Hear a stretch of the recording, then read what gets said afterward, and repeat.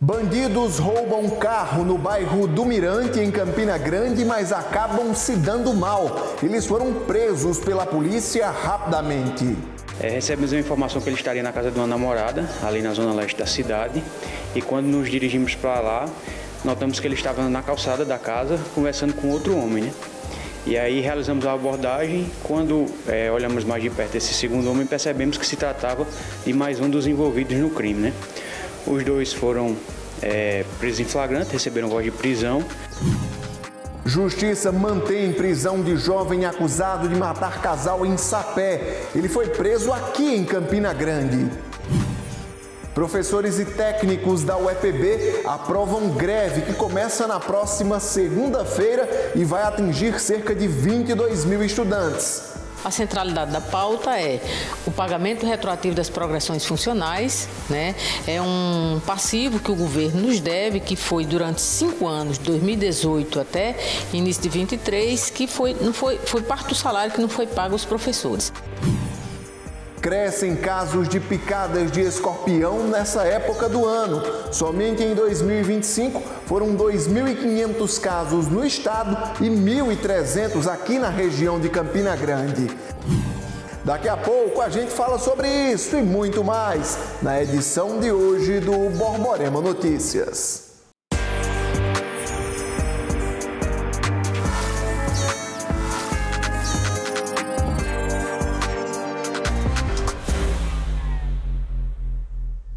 Para você, meu amigo, minha amiga, muito boa noite. Eu espero que tenha dado tudo certo no seu dia e se não deu, tenha certeza, amanhã é um novo dia e novas oportunidades certamente virão.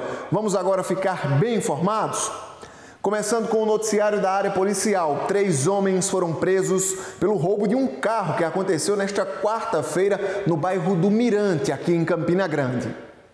As imagens cedidas pela Delegacia de Roubos e Furtos mostram o momento em que 3 assaltantes roubam um carro no bairro Mirante, em Campina Grande, ontem pela manhã. Com a ação do trio, 2 ocupantes do veículo são obrigados a descer. A ação é muito rápida, porém, mais rápida ainda foi a ação da Delegacia de Roubos e Furtos, que prendeu o trio em flagrante e recuperou o carro em menos de 12 horas. Foi um roubo que aconteceu por volta das 7 da manhã ali no bairro do Mirante. 3 indivíduos abordaram as vítimas quando o motorista estava indo buscar uma criança para deixar no colégio. A partir daí, os investigadores aqui começaram a arrecadar imagens do local do crime, bem dos arredores. Foi possível identificar um dos autores desse crime. E a partir daí nós passamos a diligenciar no sentido de tentar prendê-lo em flagrante e recuperar os bens das vítimas, né? Recebemos a informação que ele estaria na casa de uma namorada, ali na zona leste da cidade. E quando nos dirigimos para lá, notamos que ele estava na calçada da casa, conversando com outro homem, né? E aí realizamos a abordagem. Quando olhamos mais de perto esse segundo homem, percebemos que se tratava de mais um dos envolvidos no crime, né? Os dois foram presos em flagrante, receberam voz de prisão. Durante as diligências nas residências dos dois, também foi encontrada uma munição calibre .22, um simulacro de arma de fogo, as roupas que eles usaram no crime, além de 4 papelotes de cocaína. O terceiro também acabou sendo identificado aqui pelos investigadores e ainda quando a gente terminava os procedimentos, a equipe ainda estava na rua tentando localizá-lo. Por volta das 8 horas, recebemos uma informação de que ele estaria ali na zona leste da cidade, perto da Avenida Canal, e nos diligenciamos até lá, né? De fato, nós encontramos ele em frente a uma conveniência, foi dado voz de prisão e também foi trazido aqui, preso em flagrante para a delegacia, né? Todos confessaram as participações no crime, não tinha muito o que negar, as imagens eram claras também. Conforme o delegado Francisco Júnior, 2 dos 3 já estiveram envolvidos com roubos. Todos os 3 são adultos já, mas 2 já foram internados diversas vezes no lado do garoto, em razão do cometimento de outros atos infracionais análogos ao crime de roubo. E um deles, em tese, é primário, a primeira vez que é descoberto, pelo menos, né? Olha, gente, vejam a importância da denúncia. A polícia recebeu o caso, agiu rapidamente e conseguiu prender os criminosos responsáveis por essa barbaridade. Jovem de 19 anos é preso suspeito de morte de casal desaparecido em Sapé. Ele foi o terceiro preso envolvido nessas mortes. O crime aconteceu no mês passado durante o processo de venda de uma casa. Nicolas Jefferson Pereira da Costa, de 19 anos de idade, foi preso ontem à tarde no Centro de Reabilitação para Dependentes Químicos na zona rural de Campina Grande. Ele é o terceiro preso envolvido na morte de um casal de idosos em Sapé, na zona da Mata Paraibana, crime ocorrido em agosto desse ano. Ele teria sido contratado pelo falso corretor, conhecido como Ailton, para matar o casal e também o filho do idoso, que é autista e escapou da morte. Hoje pela manhã, Nicolas foi levado para a audiência de custódia. Tentamos colher dele alguma informação. É aqui, o que você tem a dizer em relação a esse caso? Nicolas, ele recebeu 10 mil. Recebeu quanto para esse crime? A imprensa insistiu, mas ele não falou nada. O delegado Márcio Pereira tem detalhes. É acusado de ser o executor da morte dos idosos envolvidos no caso, juntamente com o mentor, que já está preso. A audiência de custódia foi realizada nesta quinta-feira. A prisão foi mantida pelo Poder Judiciário e o suspeito será encaminhado para a cadeia no município de Sapé. O objeto usado no crime, uma marreta, também foi apreendido pela polícia. Um homem foi preso armazenando conteúdo sexual infantil e outro por estupro de vulnerável aqui em Campina Grande. Renato Diniz vai trazer todos os detalhes desses casos para a gente.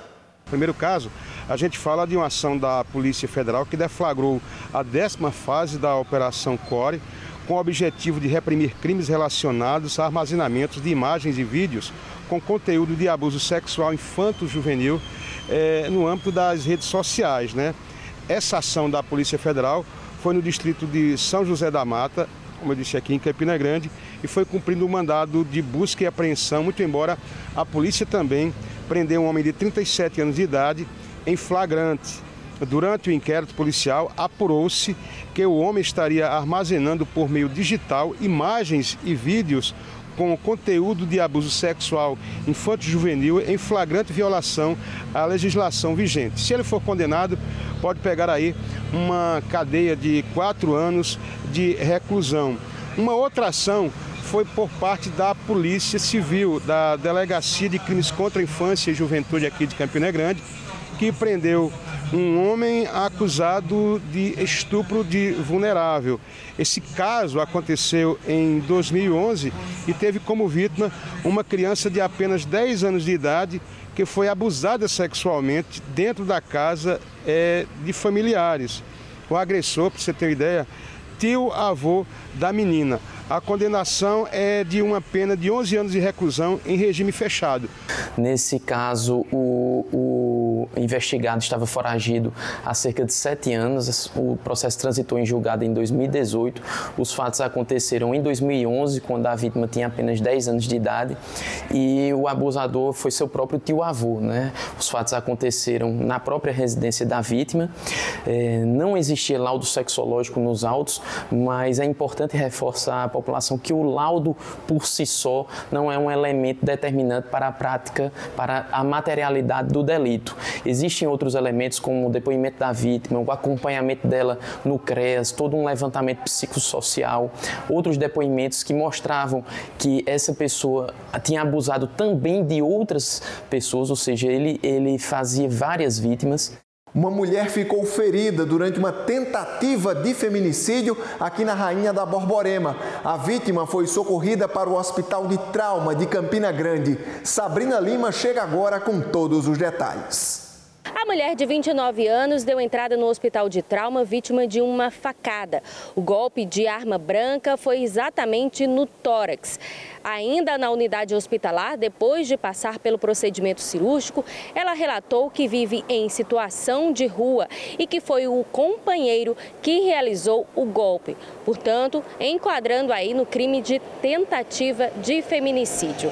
A médica Raíssa França dá pra gente mais detalhes sobre o estado de saúde da vítima. Deu entrada ontem aqui no Hospital de Trauma de Campina Grande uma mulher de 29 anos, moradora de rua, vítima de ferimento por arma branca em região torácica esquerda.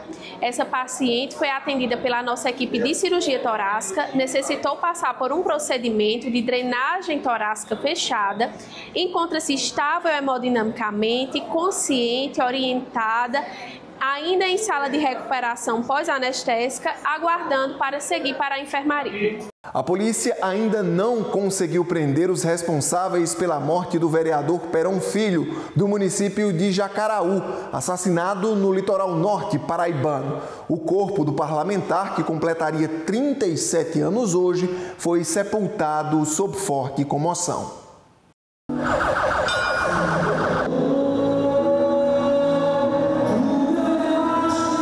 Jacaraú amanheceu em silêncio e dor.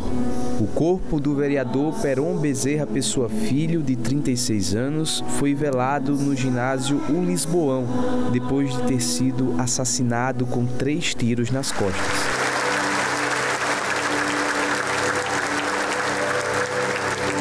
A despedida começou ainda na terça-feira e reuniu centenas de pessoas. Em cada homenagem, lembranças de um homem simples e presente no dia a dia da cidade. Uma pessoa querida, amável, bondosa, um líder nato. Na área da saúde, Perón era visto como um aliado. Defendia projetos para os agentes e mantinha uma proximidade com os profissionais. Sempre representou a classe dos agentes de saúde e também sempre lutou para buscar que Jacaraú tivesse uma saúde melhor, para ofertar o melhor a todos. Todos os direitos que nós temos em Jacaraú, mesmo direito que é dentro da lei, a nível nacional, a gente conquistou Jacaraú através de Perón Filho, todos. Na política, atuava com intensidade. Querido pelos colegas de Câmara, deixa um vazio na cadeira que ocupava no parlamento. Pessoa de muitos amigos, uma pessoa que vai ser difícil, né? Para a gente conviver sem ele. Muito complicado, é um pesadelo, na verdade. A gente, como amigo aqui, a gente está tentando unir forças para poder aceitar isso, porque um jovem, a vida foi ceifada rápida, tem muitos sonhos.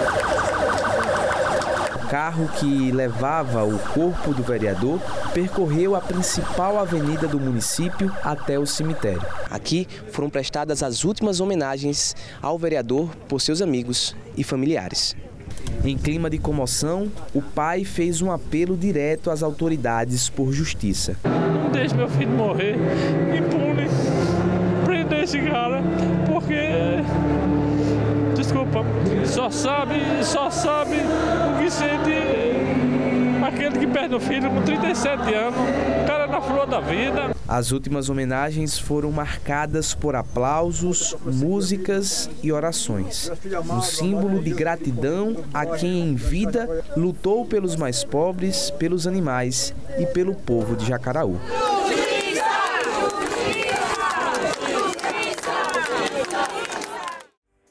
A seguir, professores e servidores da UEPB aprovam indicativo de greve.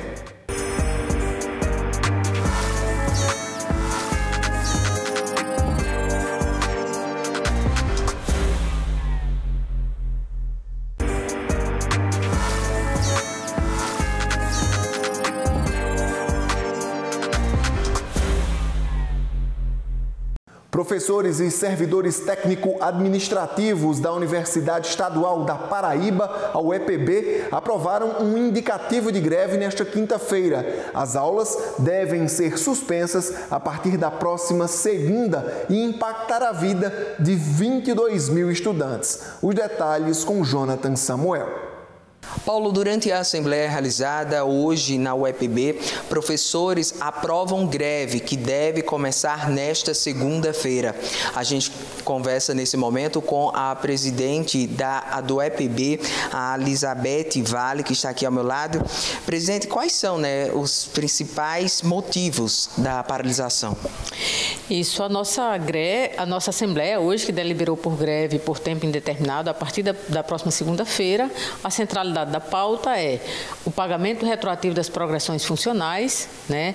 É um passivo que o governo nos deve, que foi durante 5 anos, de 2018 até início de 23, que foi parte do salário que não foi pago aos professores. Então, esse é um dos pontos da greve, né? O governo suspendeu um processo de negociação de forma unilateral. A última vez que fomos recebidos para o governo para tratar dessa pauta foi em outubro, vai fazer 1 ano, né? E não tem mais nenhuma discussão em relação a isso. Um outro ponto da greve que o sindicato já vinha denunciando, solicitando também, uma pauta de negociação é sobre a recomposição do orçamento da UEPB, né?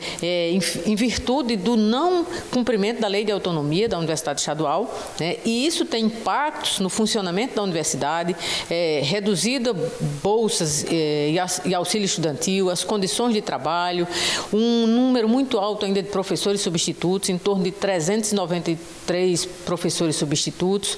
Temos ainda um cadastro de reserva, que foram professores que foram aprovados no último concurso, né? Então, a convocação desses professores, até porque tem turmas sem professor. Quantos alunos ficam sendo prejudicados? Veja bem, acho que na graduação, acho que a UEPB tem em torno de 22 mil alunos, né? Então, a graduação, aí eu falo, em relação à pós-graduação, tem umas especificidades que o comando de greve vai se reunir amanhã à tarde e vai discutir algumas especificidades da pós-graduação. Mas é paralisação das atividades acadêmicas docentes em toda a instituição, nos 8 campi. Muito obrigado pelas informações. Está aí, portanto, né, a greve deve iniciar na próxima segunda-feira. Jonathan Samuel para o Borborema Notícias. Agora, um alerta: os casos de picadas de escorpião aumentam muito nessa época do ano. Você já foi vítima? Rapaz, eu não, mas diz que dói muito e em alguns casos pode ser extremamente perigoso. Por isso, a gente preparou uma reportagem para trazer algumas dicas para você que nos acompanha. Corpo amarelado com uma espécie de triângulo na cabeça e uma faixa preta nas costas. Esse é o Titus stigmurus, a espécie mais venenosa de escorpião encontrada na nossa região. Muito comum em áreas urbanas e de reprodução rápida. Uma única fêmea pode ter ninhadas de até 20 filhotes. Foi um desses que picou a Emanuela. Um susto e tanto. Eu estava em casa, dormindo, aí eu só senti aquela picada, foi aqui perto do peito e me despertei logo, né? Aí quando eu fui olhar, ficou todo vermelho, inchado, e imediatamente eu fui para o hospital, aí fui medicada. Aí foi passando o vermelhidão, mas ficou ardendo, ficou incomodando, mas deu tudo certo. Dados do Centro de Informação e Assistência Toxicológica mostram que de janeiro até a primeira semana de setembro deste ano foram contabilizados 2.535 casos de picadas de escorpião na Paraíba. Desses, 1.326 aconteceram em Campina Grande e cidades da região.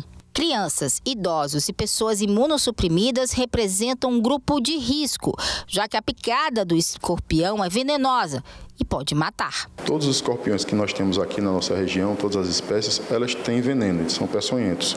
A gente tem uma espécie específica, o Titus stigmurus, que é o escorpião amarelo do Nordeste, que esse sim, ele tem um veneno que ele pode provocar morte. Então, é um animal que a gente chama de importância médica. Então, esse animal ele é muito preocupante para a nossa saúde. Os outros também preocupam, mas não tanto quanto ele. Os cuidados precisam ser redobrados, principalmente nessa época do inverno, quando os escorpiões tendem a sair dos esconderijos para procurar abrigos mais secos. Locais com alta concentração de baratas também facilitam o aparecimento dos animais. Aqui em Campina Grande, com a espécie que nós temos, que é de zona urbana, o Titus stigmurus, a gente não tem uma faixa de tempo definida para a reprodução dele. É um animal que ele se reproduz sozinho, como a gente estava conversando, né? A fêmea ela é capaz de se reproduzir sozinho, sem um macho, então ela pode se reproduzir em qualquer época do ano. Nesse período de inverno, que a gente está saindo agora, é um período mais crítico, porque as áreas onde os escorpiões costumam ficar, elas vão ficar alagadas, vão ficar muito úmidas, e esse escorpião tende a procurar locais mais secos. Esses locais mais secos geralmente são as nossas casas. Então esse período termina se tornando um período mais crítico de acidentes. Quem morre de medo dos escorpiões é Dona Ana. Ela nunca foi picada porque toma todos os cuidados possíveis em casa e dá as dicas pra gente. Eu olho muito os ralos do banheiro, do lado de fora. Onde tiver bastante coisa entulhada, se tiver, eu boto veneno. Em Campina Grande, o local de referência para picadas de animais peçonhentos é o Hospital de Trauma. Acidente com escorpiões, eles são classificados em leve, moderado e grave. Os casos leves, ele vai causar dor, um incômodo local muito grande, mas não trará gravidade para a nossa saúde. Mas os casos moderado e grave, sim. A gente não tem como saber em casa se esse acidente vai evoluir para moderado ou grave. Então, não é motivo de pânico. Aconteceu um acidente com o escorpião, você vai lavar o local com água e sabão, você vai tentar matar esse animal e levar com você, ou então tirar uma foto nítida dele para a gente fazer a identificação correta da espécie. E você deve ir para o hospital. Por quê? Porque lá nós temos o tratamento adequado e ideal para o acidente. Então, lá é classificado o acidente em leve, moderado ou grave e é feito o tratamento efetivo. Lembrando, viu, gente, no caso de uma picada de escorpião, não importa a idade do paciente. O lugar que deve ser procurado é o Hospital de Trauma de Campina Grande, que é a referência. E em casa é aquela coisa, né? Sempre ficar atento na hora de calçar os sapatos, vestir roupas e até mesmo quando levantar para ir no banheiro à noite. Fica a dica, vamos tomar cuidado. É final da edição de hoje do Borborema Notícias. Brigadão pelo carinho da sua sempre tão honrosa audiência. Se o Criador assim nos permitir, amanhã a gente se encontra novamente às 7h20 da noite em uma nova edição do Borborema Notícias. Que Deus abençoe você e sua família. Boa noite. Até amanhã.